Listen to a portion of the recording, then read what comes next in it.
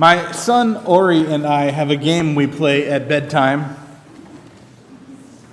I'll sing the Shema with him and tell him how much I love him, and he'll respond, "Yeah,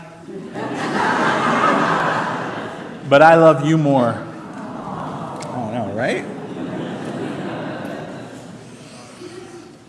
Of course, I answer him back, "No, that's impossible. I love you more." And we go back and forth like this for minutes, so beginning a nightly debate, a volley of affection. Eventually, though, I press my fatherly advantage and I tell him there is no way he can love me more, that as a father, my love must be greater. And I know this, I insist, because I am both a son and a father, and therefore I must be right. Now, sometimes Ori then ups the ante and he invents a whole entire family of his own, insisting that he is the father of children on a desert island somewhere, and claims that his love for them proves he knows how much he loves me. Of course, just like you, we laugh at this absurdity, and typically that ends the debate.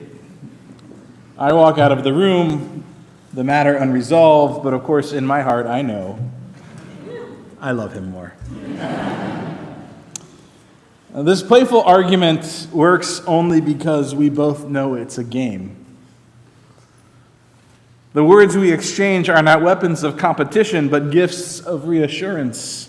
Each declaration of "I love you more" does not diminish the other, it multiplies the love. It affirms that we see each other, that we are present to one another, and that, especially for Ori, the foundation of it all is unconditional love. And love is why we are here today. It may seem otherwise, since our liturgy often points to a God of severe decree, a God who decides whether to write us in the book of life, and a God who asked our forefather, we just heard, to sacrifice his son. But yes, we are here because of God's love. Now, granted, it may not be ritualized argument of who loves whom more like Ori and I have at bedtime, but the framework of our relationship with God is love. And more than that, it is God's love for us. We show our love for God by showing up. We declare our devotion through prayer, through ritual, through striving to be better. God responds with patience, with mercy, with the gift of life itself. And like a child who insists on testing the boundaries of love, we keep returning year after year to hear the words again. Today, many of us return to the ancient words and engage in the ancient practices of our people.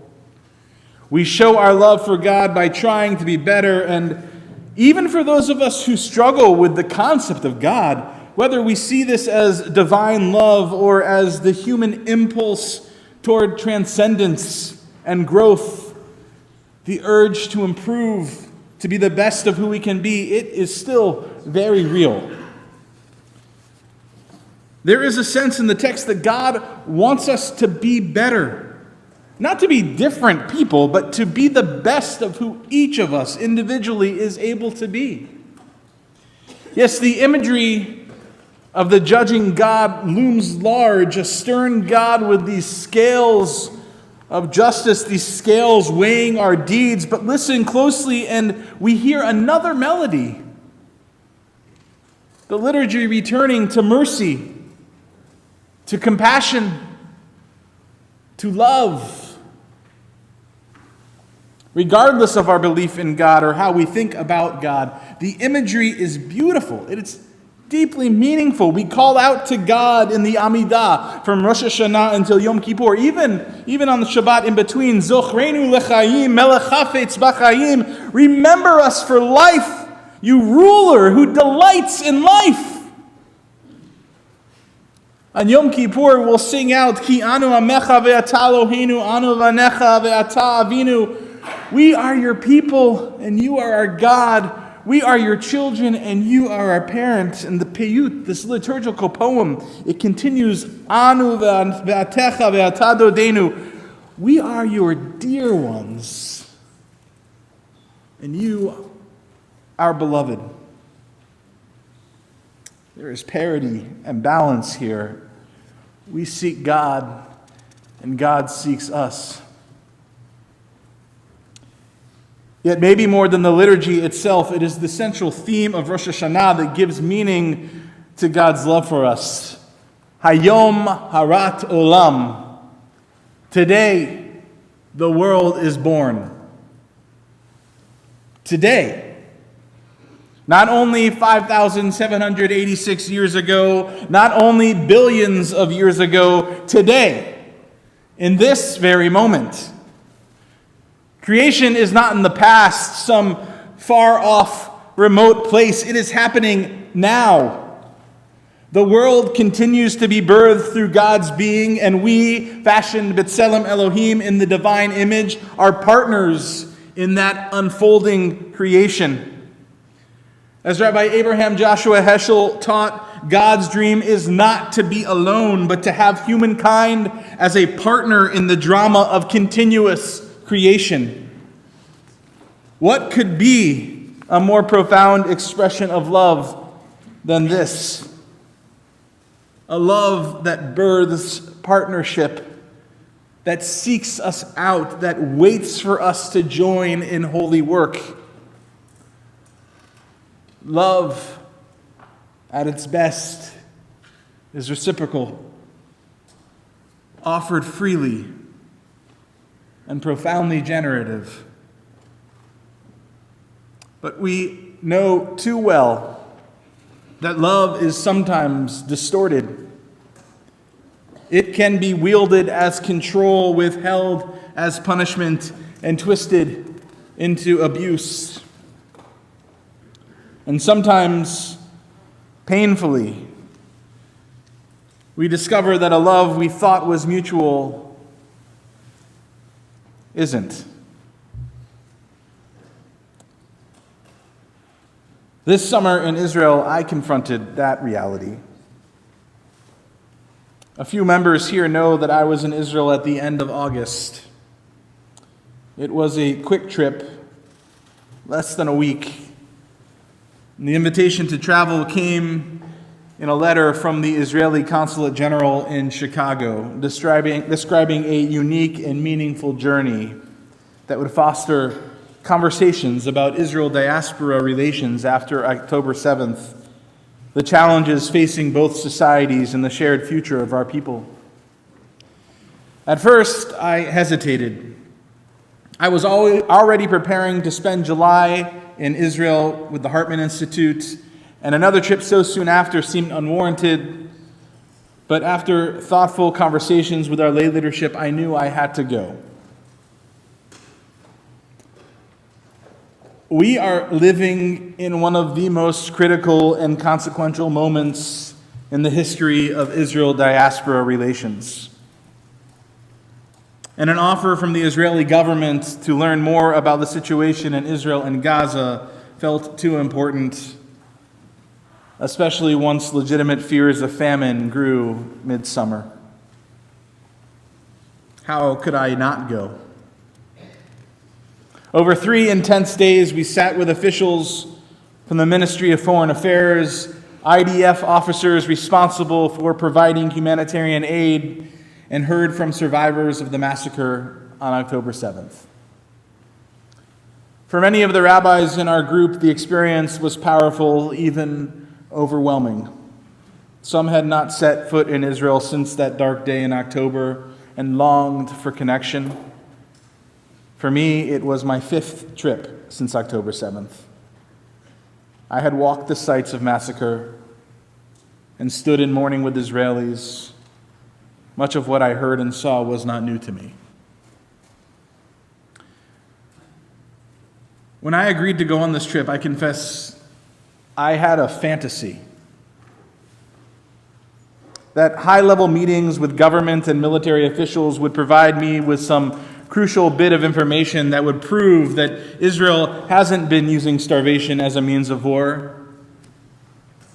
I fantasize about coming home and telling all of you that there is a clear misunderstanding in the media, because that's what lovers do. When we see our beloved acting in ways that we don't understand, we search for reasons why. We burrow deep into the earth of understanding, believing, hoping, willing answers into being. That is what we do with a lover. We root for them and stand by them. So yes, I went to Israel with a fantasy at the ready.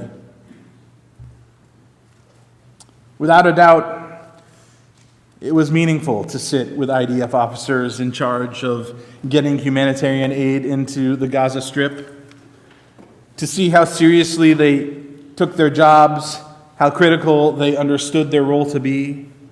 It was important to hear Nadav, the officer we spoke with, say, "We understood that we needed to overflow the Strip with aid," and listen to him tell us of the number of trucks that were entering the Strip today as opposed to March or April. But in truth, I didn't need to go to Israel to hear much of this. And I didn't come away with much definitive information to combat the misinformation that I believe circulates as widely in the international news media as legitimate information. I went to Israel with a fantasy, but it took only one night to shake me into reality. After 3 days on the ground, I honestly did not know what I was going to tell you all about my time in Israel. It wasn't until that final night, as we all sat around a dinner table together and offered feedback about the trip, that I finally realized what I would say. The organizers realized that the trip had missed the mark in many ways, and they were seeking feedback. We each took turns reflecting on the experience, and finally, one of my colleagues asked the organizers a simple question. What was the purpose of this trip? Why are we here? And then came the moment that changed everything. The consulate officials, her answer cut through every pretense. She said, "The government of Israel believes you are insufficiently supportive of Israel." Of course, I already knew the answer to this question. It's something I've known ever since I came to have an adult relationship with the state of Israel. I've known this in my bones for years, but hearing it come out of someone's mouth, a representative of the state no less, cut me deeply. I sat for a few moments thinking of the fear that rose inside me in November of 2023 as I boarded a plane to fly to Israel for the first time after October 7th. I sat thinking about the countless hours I spent sitting in city council meetings in Ann Arbor and Ypsilanti, fighting against anti-Israel resolutions, about the number of times my fingers have struck my keyboard writing emails and statements to our community and the wider Washtenaw County Jewish community, focusing us on the plight of the innocent hostages. I thought about standing in bomb shelters with my wife and children this past spring as air raid sirens blared across Jerusalem. And I thought about those hostage families, about how they began organizing even before the troops went into Gaza. I thought about their rallying call, "Bring them home now," how it's a call to the Israeli government, not to Hamas. I thought of the protests inside Israel against this war more than a year now, and I thought of the 350,000 Israelis who marched in Tel Aviv just 2 nights earlier before that dinner. Were they also insufficiently supportive of Israel? As the heat in my belly and chest subsided, and sadness washed over me. Yes, that fantasy faded away completely. I came face to face with an important reality, again, something I realized long ago but had resisted. For decades, I've loved a place that does not love me back. Of course, states are instruments of power, not love. The consulate had not bothered to know me. Not my trips, not my words, not my heart. They saw only a Reform rabbi flattened into a caricature of insufficient loyalty. And I have to imagine the consulate had access to the resources of the Israeli government, that they could have at least seen the number of entries I've had to the country since the 7th. I have to imagine that they have the resources to view my sermons. They're on the internet, to read the emails I've sent to this congregation, to get to know my public face, and yet clearly they failed to do any of this. They had no idea who they were speaking to. All they knew was that I was a rabbi in the Reform movement leading a Reform congregation. Now, it may seem that I'm taking this a bit too personally, but I'll remind us all, this wasn't a comment to me specifically. It was to a group of liberal rabbis, non-Orthodox rabbis, who had been invited on a trip, all of whom who understood themselves to be Zionists. Israel asks us to see the complexity of this war, and yet flattened us into one-dimensional, insufficiently supportive liberals. And yet, Hayom Harat Olam, even in moments of profound disappointment, today the world is being born anew. Even when love feels unrequited, we are called to continue the work of creation. Truth be told, and I'm sure many of us feel this way, there are so many reasons to abandon Israel. The paternalistic attitude the Israeli government takes toward diaspora Jews, the growing fascism embodied in Ben-Gvir and Smotrich, the destruction and murder orchestrated by Jewish terrorists in the West Bank, the revulsion so many of us feel at the flattening of Gaza and the incredible loss of life. Yes, there are so many reasons to abandon Israel now. Even the myth that it might be a place of refuge for us in a time of need is dead.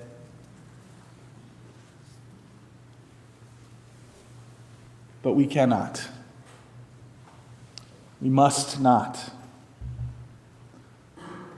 Abandoning Israel is abandoning a part of ourselves. And in my despair that final night, I remembered a conversation I had just a few days before, and it renewed my hope. The most important conversation I had last month was really before the trip even started. It was with my dear friend Yoni. I've known Yoni for 25 years and watched as he moved from being a peacenik to embracing the policies of the right wing, but today he seems to be becoming more center again. Yoni and I spoke as we sat in a Jerusalem park watching his children play. We talked about the trip, about America, about the war. We discussed Israel being accused of genocide. We both agreed that we didn't believe that this war was genocidal, even if it had lost its moral justification. But then I asked, Yoni, what if it turns out this has been a genocide? What if evidence emerges that destroying the Palestinian people in Gaza was the policy of this government and the IDF? What would we do then? And without missing a beat, Yoni, my right-of-center friend of 25 years, responded, "Then all of them should be marched off to prison. That isn't who we are." Yoni isn't someone marching in the street every week. He isn't on the left in Israeli politics, and he has disagreed with my statements in the past about Israel. But this remark helped save my trip and bolsters why I still love Israel. It reminded me that the Israeli government is not Israel. That the people I love who live there are not their government. We are the children of Israel, B'nai Yisrael. Our story began with a radical vision to see oneness where others saw only multiplicity. And at the heart of our tradition is a covenant of mutual obligation, a covenant with each other and with God. For more than 3 millennia, we have reshaped ourselves again and again in response to history's demands. And like a parent who insists that love is greater than anything else, we too insist that our love as a people must endure, that it is what it means to be family. Our challenge, perhaps the central challenge of this moment, is to find a way to love the people of Israel even as we despise the policy of its leaders. To see through the failures and sins and respond to our family with love. For whatever we may believe about Israel's actions now and in the past, over half the world's Jews live in the state of Israel, over half of our people. The government may have failed me this summer, but the Israelis I know didn't. The future of the Jewish people, our future, the future of us in Ann Arbor, Michigan, is intertwined, woven together through shared narrative and foundational orientations.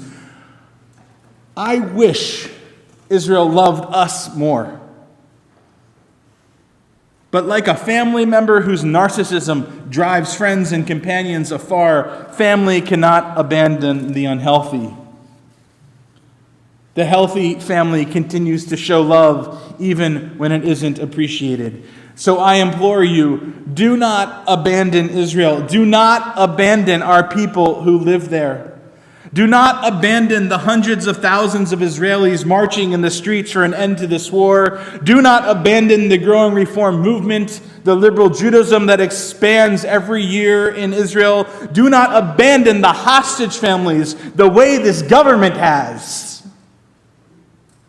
Yes, speak out against this government. Speak out against the continued war. But please, do not abandon our people. Do not abandon ourselves. Hayom Harat Olam, today, let us recommit ourselves to Jewish peoplehood, to a shared future that binds us together again. Those of us who want to see a peaceful future, those of us who want to see a land truly flowing with milk and honey for all who live there, those of us who want to see a society based on the expansive value of human dignity, we must not abandon Israel. The only way we will see a moral Israel renewed is by continuing to show up and continuing to love.